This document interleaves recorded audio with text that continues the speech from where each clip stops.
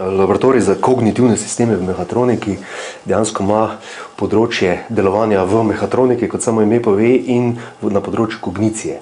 To pomeni samozavedanje mehatronskih ali pa mobilnih robotov, kje v prostoru in času so. To je, bom rekel, osnova mobilne robotike, da lahko ta zadeva postane v okolju produktivna.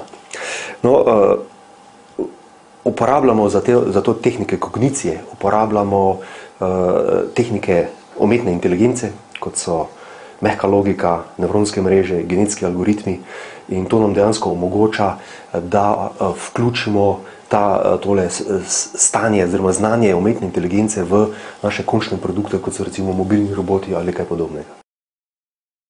Pri mobilnih robotih imamo dva projekta, oziroma dva razvojna projekta. Prvi je, bom rekel, tudi najstarejši, že 5 let na njem delamo, je ta razvoj govorno upravljanega invalidskega vozička.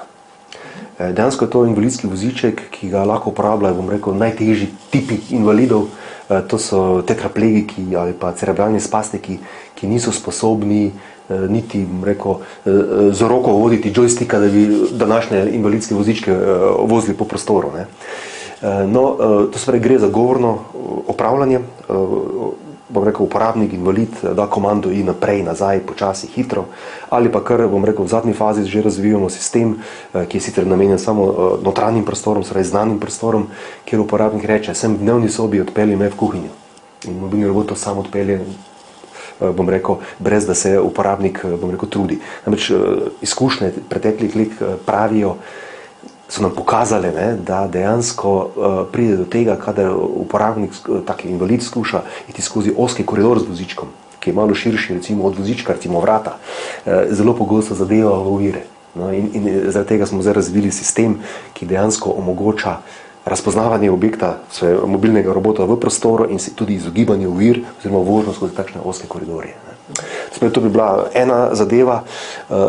Druga zadeva pri tej mobilni robotiki je tale najnovejši projekt, ki ga, bom rekel, izvajamo še v 2-3 mesece. To gre za tako imenovanega reševalnega robota, ki ga financira med drugim tudi Evropska unija pa naša slovenska vlada. To je namenjen reševanju v popotresnih situacijah, kjer pač, bom rekel, mobilni robot zaradi svoje majhnosti je sposoben biti v kakšne manjše luknje, preveriti ali pa nevarne luknje, kjer se človek ne upa splaziti, reševalec, in dejansko ogleduje prostor preko kamere, daje informacije navzven, bom rekel, upravljalcev iz varne daljave, varnega okolja. To je drugi projekt, bom rekel, to je šele na začetku, komaj 2-3 mesece smo to zadevo izvajali, izvajamo ga skupaj z Avstrijsko univerzo v Grazu. Dobili smo tale, bom rekel, čezmejni projekt, ki ga financira Evropska unija. No, potem, če pa gremo na drugi sklop našega razvojnega področja, naše tele skupine v laboratoriju, to pa so področje nanorobotike. Gre za, bom rekel, bolj ali manj bazično raziskavo, ki dejansko v prvi fazi smo se sploh naučili, kako izdelati robota, ki sicer ni, bom rekel, nanopoziciji, da ne bi kdo narobe razumel, ampak je sposoben preciznosti v nano področju. To pomeni, recimo, robot, ki smo ga mi razvili, je sposoben pozicionirati oziroma natančno priti do neke točke z natančnostjo 4 nanometre. Če si predstavljate, atom srebra je 1 nanometer širok v premeru. Da si približno predstavljate, kakšna natančnost je te naprave. No, ti nanoroboti so veliki nekaj kubičnih centimetrov, več tak ne rabijo, ker je delno področje mogoče znotraj nekaj 100 mikrometrov v kocki, da tak rečem. Gre pa za to, da smo najprej morali razviti za specifične aktuatorje posebne adaptivne tehnike vodenja. Kaj to pomeni? Tu nimamo v tem svetu, bom rekel, nanorobotov, nimamo električnih motorjev ali pa kaj podobnega, ampak imamo piezoelektrične linearne motorje. Linearni motor, ki se premakne vsega skupaj 1 mikrometer po daljavi, in s tem mi potem pozicioniramo preko vzvodovja, lahko tudi na področje, ki je lahko tudi 1 kubični centimeter, navsezadnje, če hočemo. No, razvili smo dva tipa robotov. En je bil planarni, to se pravi v XY ravnini, 2 prstostni stopnji, ne. Drugi pa je že, bom rekel, uporaben v industrijske namene, to pa je robot z 3 prstostnimi stopnjami XYZ, tako da dejansko lahko v prostoru vrh robota peljemo pač znotraj tega delovnega prostora v bilo katero točko. Ne. Seveda, kot sem rekel, z relativno natančnostjo teh 4 nanometre. No, bom rekel, zadnjo področje razvoja znotraj tega sklopa nanorobotike pa je razvoj nanoprijemala. Namreč, to je ena posebna zadeva, če mi hočemo te nanorobote uporabiti za gradnjo nanostrojev, to se pravi za veliko serijsko gradnjo nanostrojev, ki so veliki od 100 mikrometrov do 1 milimetra, si predstavljate, mikrostroje ali pa nanostroje so še manjši, ne? Potem rabiš najprej natančnost v 3 dimenzijah znotraj delovnega prostora. Naslednjo pa je, da znaš nekaj zgrabiti, objekt, ki je velik 100 nanometrov, zgrabiti, ga nekam prenesti na točno določeno pozicijo in ga tam aktivno spustiti. In bom rekel, vse te 3 točke, bom rekel, prva točka ni problem, da ga zgrabiš, druga točka, da ga premakneš, tudi ni problem s temi našimi razvitimi nanostroji. Tretja točka, kako pa ga aktivno spustiti, to pa je problem. Namreč v tem nanosvetu veljajo čisto druge fizikalne zakonitosti, ko smo mi navajeni v našem, bom rekel, realnem makrosvetu. Ne. Če pri nas zgrabiš objekt z prijemalom, dvoprstnim prijemalom, ne, pa ga pozicioniraš na neko pozicijo in ga raztegneš prijemalo, bo objekt zaradi gravitacije padel na tla. Gravitacija ga bo vlekla k tlom. V nanosvetu pa je gravitacijska sila manjša, kot je tako imenovana Van der Waalsova sila, oziroma šibka medmolekularna sila med objektom in enim prstom. Se pravi, če jaz razprem, bom rekel, prijemalo, bo meni objekt ostal prilepljen na enem izmed prstov. In ga pravko malo tudi za tresenjem, kakorkoli, ne moreš odstraniti. Ne? Bom rekel, obstajajo skozi znanstveno literaturo, pa bom rekel, te aplikacije, ki smo jih spoznali, obstajajo prsti, kjer je eno prsto prijemalo, ki deluje na principu Van der Waalsove sile, ki objekt nosi, potem ga pa obriše iz prsta. Si predstavljate, tako da bi imel kanček marmelade na prsto, pa ga obrišeš. Seveda pri tem principu, bom rekel, se objekt lahko poškoduje. Si predstavljate, imamo pravko z 100 nanometrskimi objekti, pa ga ti za trenjem poskušaš odmakniti iz prijemala. No?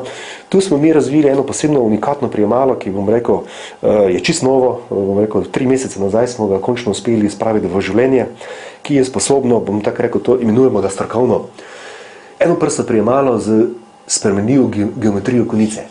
Kaj si potem predstavljate, dejansko zadeva deluje tako, da objekt primeš, prestaviš, na to pa konico zmanjšaš. Tako da je Van der Waalsova sila do konice manjša, kot je Van der Waalsova sila do podlage. Spremenjam geometrijo konice. Kako to narediti, je sicer, bom rekel, druga stvar, ne, bom rekel, še znanstvena tajna, ne, ampak zadeva deluje in seveda to je treba najprej v prvi fazi patentirati, preden, bom rekel, gremo do kogarkoli, pa bomo začnemo to ponujati. Mogoče za potrebe tistega glasovno vodenega mobilnega robota oziroma invalidskega vozička mogoče ni 75.000 evrov, za potrebe tele nanorobotike, za razvoj 2 tipov nanorobotov, cirka 400.000 evrov, medtem ko za to prijemalo pa smo mogoče tudi nekje že na 150.000 evrih.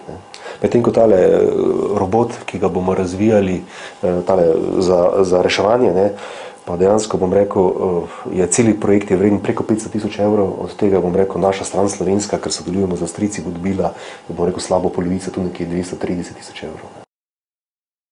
Namen razvoja, to je, če ste poslušali pozorno, to so aplikativni razvojne enote.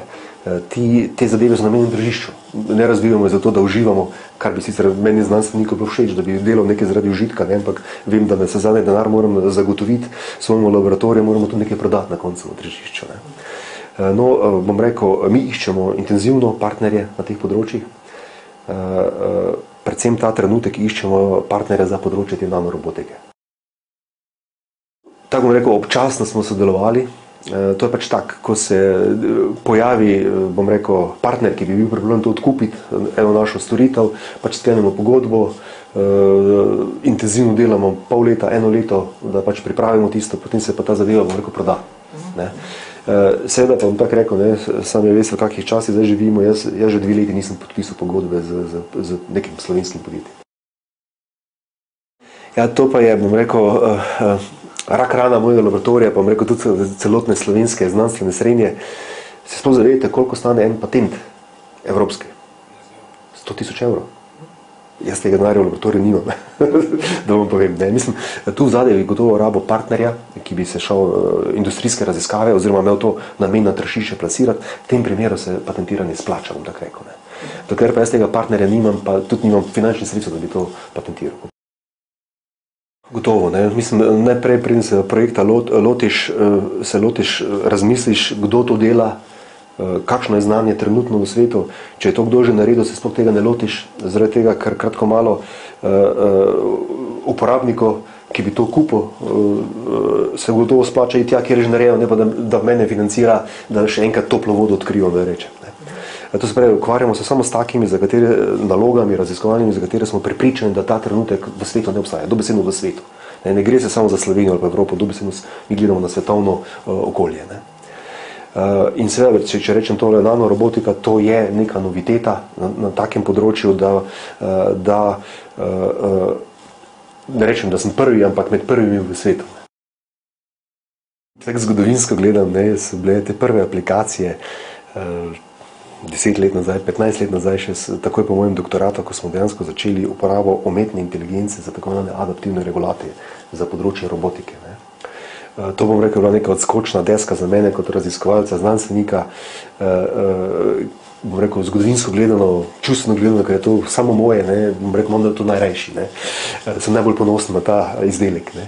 No, ampak, če v tak trenutno gledam, kar ima potencial, tako tržni kot raziskovalni, znanstveni, pa je to gotovo to področje nanorobotike, predvsem za tem področjem gradnje prijemal za te nanoobjekte.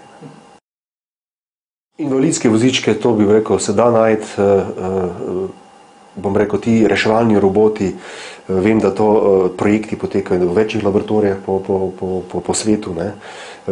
Bolj ali manj, bom rekel, je vse skupaj odvisno, koliko je uporabnik pripravljen plačati za takega robota, lahko razviješ robota, ki je sposoben sam po Marsu hoditi na zadnje, ne, ali pa robota, ki ga moraš pač teleoperirati preko radijske zveze na razdaljo 20 metrov. Ne. Pač odvisno od tega je pač odvisna, bom rekel, odvisno raziskovalno delo. Ne.